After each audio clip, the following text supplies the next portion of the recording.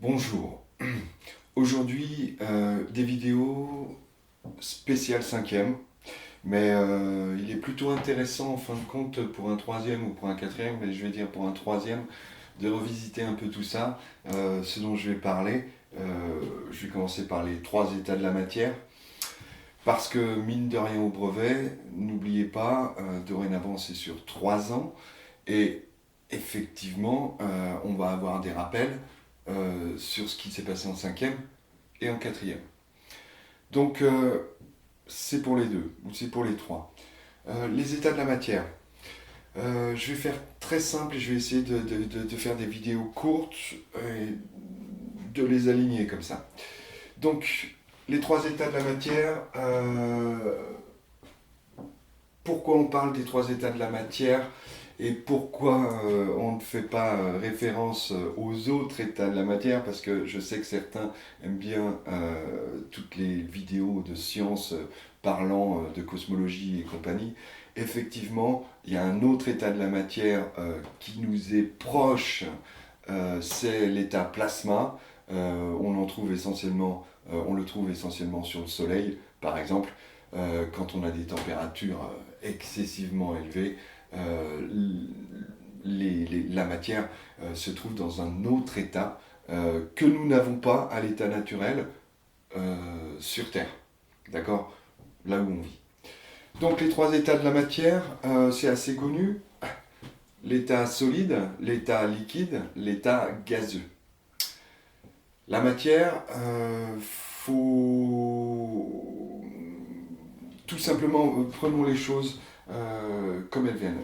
Définissons un peu ce qu'est la matière à l'état solide, la matière à l'état liquide et la matière à l'état gazeux. Allez, rapidement, euh, la matière à l'état solide, toute matière, et je parle bien de toute, je prendrai quelques exemples ensuite, mais d'abord voyons ça de façon générale. L'état solide, la matière à l'état solide, on pourrait dire c'est, prenons un bécher, mettons un solide à l'intérieur et qu'est-ce qu'on peut y voir? Eh bien, on peut voir de la matière qui possède sa propre forme. La matière, je vous rappelle, c'est composé d'un assemblage de molécules, elles-mêmes composées d'atomes. Parfois, c'est juste un assemblage d'atomes et on ne parle même pas de molécules. Exemple, les métaux, par exemple le fer. Le fer, c'est une matière constituée d'un assemblage d'atomes. D'accord? Donc, la matière, euh, assemblage de molécules, ou d'atomes qui, à l'état solide, vont être comme figés, si on regarde ça de façon macro, comme figés, et va posséder, cet état va faire en sorte que la matière va posséder une forme propre.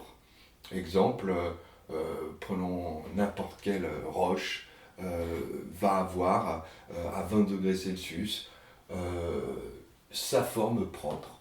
On pourrait prendre un peu n'importe quoi.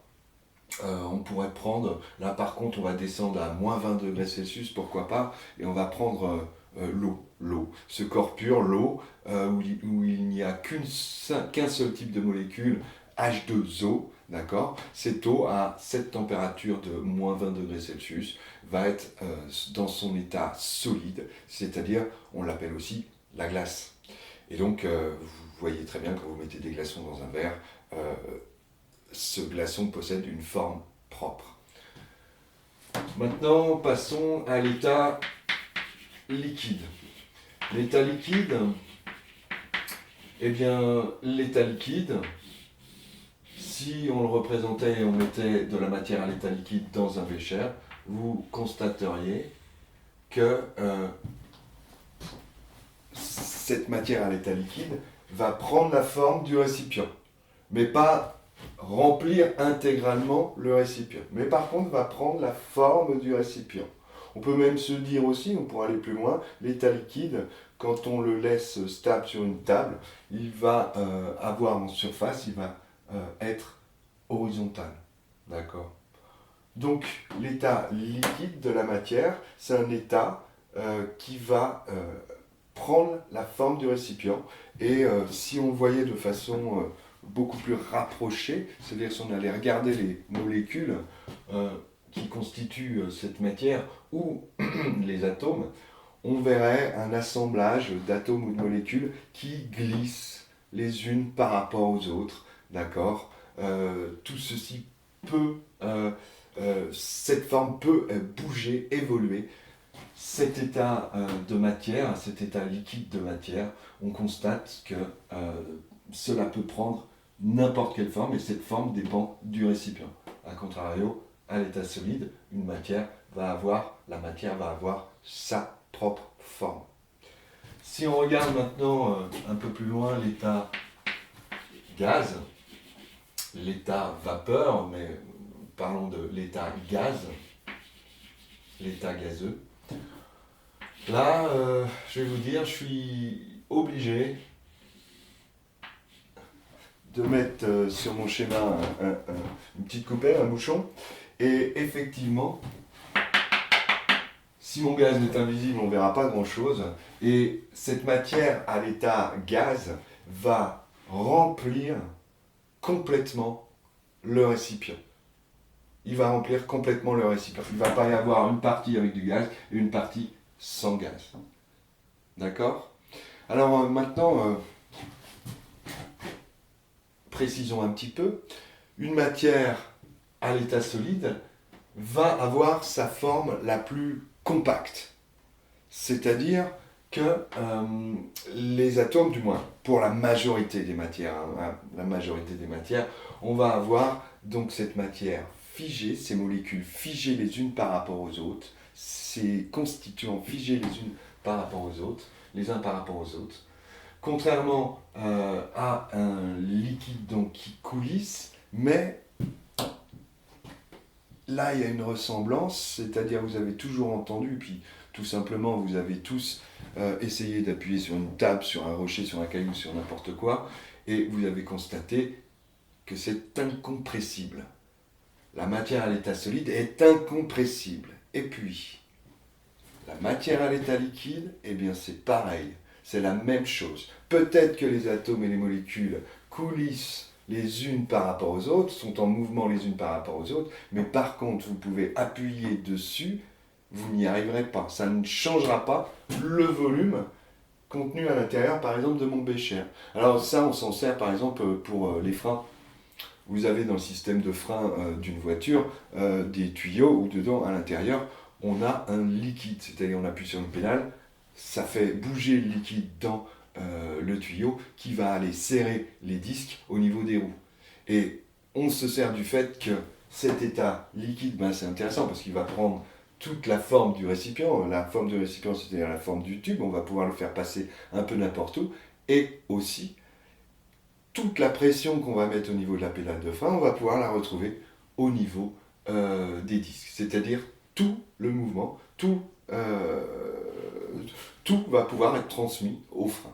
Si jamais on avait pris par contre du gaz, là, la matière à l'état gaz a cette propriété de, en plus de remplir tout le récipient, elle va pouvoir avoir un volume qui se compresse. Le gaz, on dit, est compressible.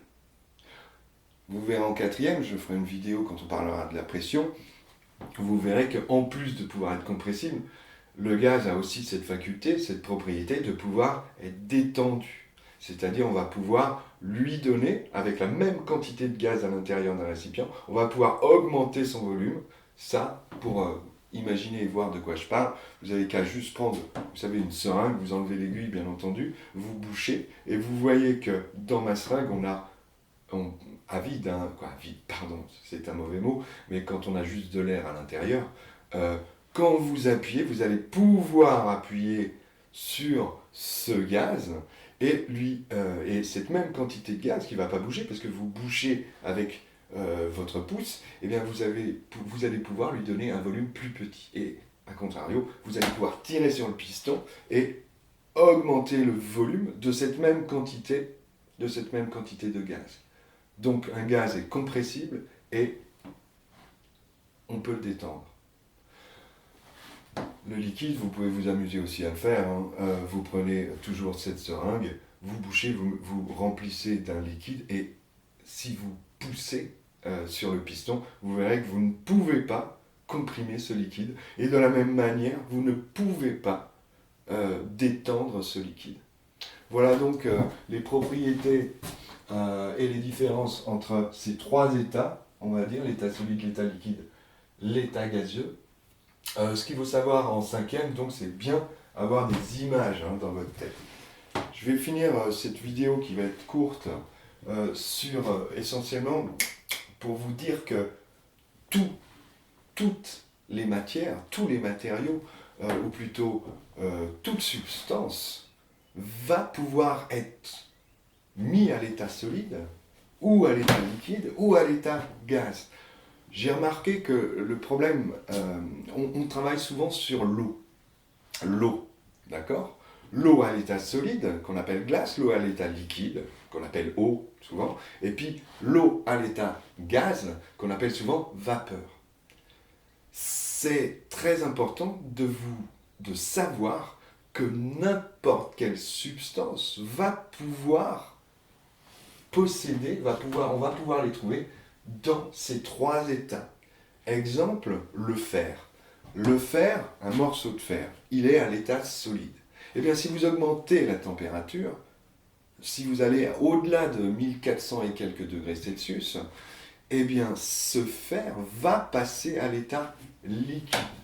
Et si vous poussez la température encore jusqu'à, je ne sais plus, ça doit être 2800 degrés Celsius, eh bien ce fer va passer à l'état gazeux. Il va avoir les propriétés d'un gaz, c'est-à-dire compressible, extensible, qu'on va pouvoir détendre, il va remplir tout le récipient, etc. Alors, pour l'état liquide du fer, c'est très intéressant parce qu'on va pouvoir mouler des pièces en passant du fer, en recyclant, par exemple, quand on recycle du fer, on le chauffe à très haute température dans des hauts fourneaux pour qu'ensuite il passe à l'état donc liquide et ensuite on le verse dans des moules pour qu'il prenne la forme de ce qu'on souhaite. Puis hop, on refroidit, on réabaisse la température et il repasse à l'état solide, mais ce coup-ci dans une nouvelle forme propre. Voilà l'intérêt de savoir passer de l'état solide à l'état liquide, à l'état vapeur. C'est très pratique dans l'industrie, mine de rien. Et donc, encore une fois, chacune des matières qui existent sur cette terre peuvent passer d'un état à l'autre. Alors, je vous ai parlé de la température. Effectivement, c'est en jouant avec la température qu'on va pouvoir faire passer ces matières de l'état solide à l'état liquide, à l'état gaz. Et on comprend assez vite que c'est en augmentant la température que on va passer de l'état solide à liquide à gaz. Et dans ce sens-là, pourquoi c'est en augmentant la température? Eh bien, la température, c'est une grandeur physique qui mesure l'agitation des molécules. Et je vous ai dit qu'à l'état solide, les molécules, les atomes sont figés. À l'état liquide, c'est un peu moins figé, ça bouge un peu l'un par rapport à l'autre. Et puis à l'état gazeux, là, ça bouge tout le temps et on est très espacé, d'accord? Ici, les atomes, en fait, véritablement, il faut aussi concevoir ça, c'est que plus on va chauffer, quand on va passer à l'état gaz, les molécules s'éloignent, ou les atomes s'éloignent les uns des autres. Et ils prennent beaucoup plus de place. Tandis que, au niveau du solide et de l'état liquide, la matière va prendre la même place. Avec ceci étant, avec des subtilités bien entendu, mais ceci étant aussi, lui étant donné qu'il a sa forme propre, s'il y a de l'espace des deux côtés, si on veut mettre des cubes, les empiler, on ne pourra pas forcément le faire passer dans l'interstice qui nous reste. D'accord? Alors que lui, hop, il prend toute la forme. Donc, je vais finir maintenant juste par des mots de vocabulaire à connaître. Dans l'industrie, et même on parle souvent de point de fusion, point d'ébullition. Alors, écrivons tout ça.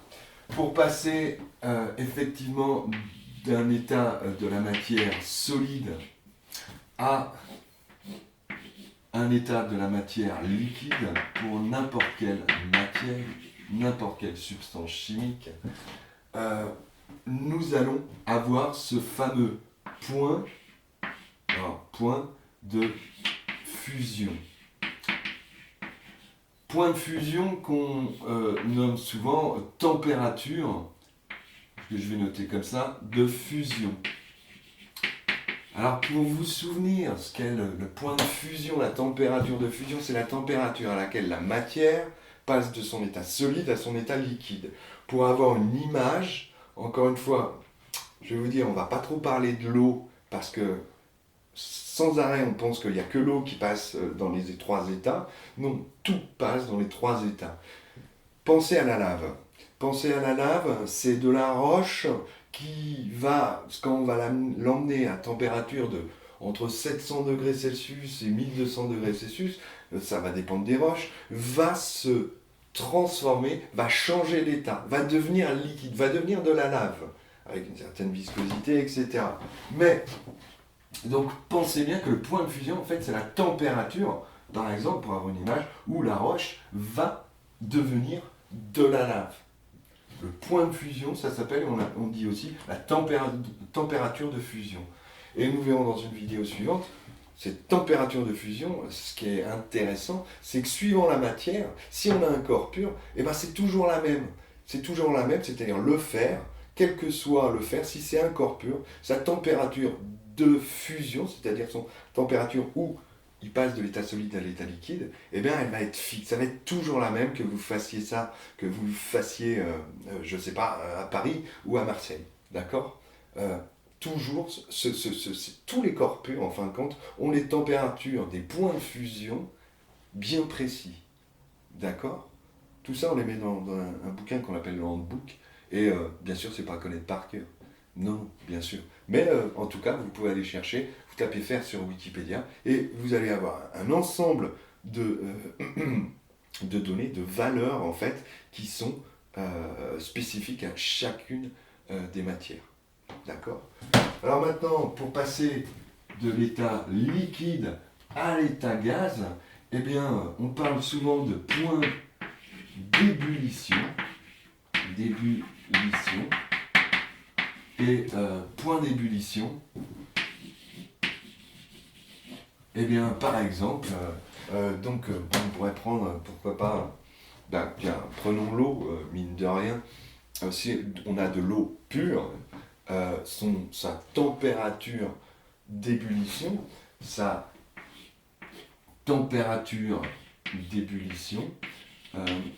va être, alors ébullition d'un coup, bulle, deux L, sa température d'ébullition va être 100 degrés Celsius. Alors, je n'ai pas donné la température de fusion de l'eau, mais vous la connaissez aussi. L'eau passe de son état solide à son état liquide à 0 degré Celsius. Je vous dis dans une vidéo juste après, on va décortiquer un petit peu ça en travaillant un peu les courbes. Bon, pour finir, on sait qu'on passe de l'état solide à l'état liquide, ça s'appelle donc la fusion. La fusion. Quand on passe de l'état liquide à l'état gaz, ça s'appelle l'ébullition, mais on pourra dire aussi que ça s'appelle la vaporisation, à ne pas confondre avec l'évaporation. C'est un système beaucoup plus compliqué, l'évaporation, que je ne vais pas traiter ici. Mais on va appeler ça la vaporisation, quand on passe de l'état liquide à l'état gaz. Et puis, on va parler de fusion, quand on passe de l'état solide à l'état liquide. Bon, bien entendu, il y a toujours le sens contraire. Donc là, ça va être facile. Quand on passe de l'état gaz à l'état liquide, eh bien, c'est ce qu'on va appeler la liquéfaction. Et puis quand on passe de l'état liquide à l'état solide, quand je vous parlais du fer liquide à très haute température, qu'on va mouler, qu'on va resolidifier ensuite, eh ben, voilà, ça s'appelle la solidification. Bon, bien entendu, on peut aller plus dans le détail pour autre chose, c'est-à-dire qu'effectivement, on peut passer de l'état solide à l'état gaz directement. C'est possible. Eh bien, ça va s'appeler la sublimation. La sublimation. Alors, j'ai plus de place, donc vous retiendrez juste ça. Sublimer quelque chose, c'est sublimer un matériau, c'est faire en sorte qu'il passe en augmentant très vivement la température de son état solide à l'état gazeux. Et le passage de l'état gaz directement à l'état solide, eh bien, c'est un mot que vous connaissez mais que tout le monde emploie mal. Ça s'appelle la condensation. On condense quelque chose, on condense par exemple de la vapeur d'eau. Quand elle se condense, c'est qu'elle va passer directement en givre, qu'elle va passer directement à l'état solide. Et nous, on confond souvent, on pense toujours que ça va devenir de la buée. Non, si c'est de l'état gazeux, vapeur d'eau, à de l'eau liquide, buée, hein, les petites gouttes qu'il y a sur vos fenêtres hein, par moment, eh bien, ce changement d'état là, ça s'appelle la liquéfaction, pas la condensation. Bon, je m'arrête là pour l'instant. Ces mots-là, bien entendu, je vous conseille d'aller sur le net, vous tapez dans images changement d'état et vous allez avoir un petit diagramme pour voir quoi passe, pour voir les changements et le vocabulaire pour le changement d'état. C'est important. Mais n'oubliez pas, ça ne concerne pas que l'eau, ça concerne toute la matière, tout ce qui est sur Terre en fin de compte. Bon, merci et au boulot.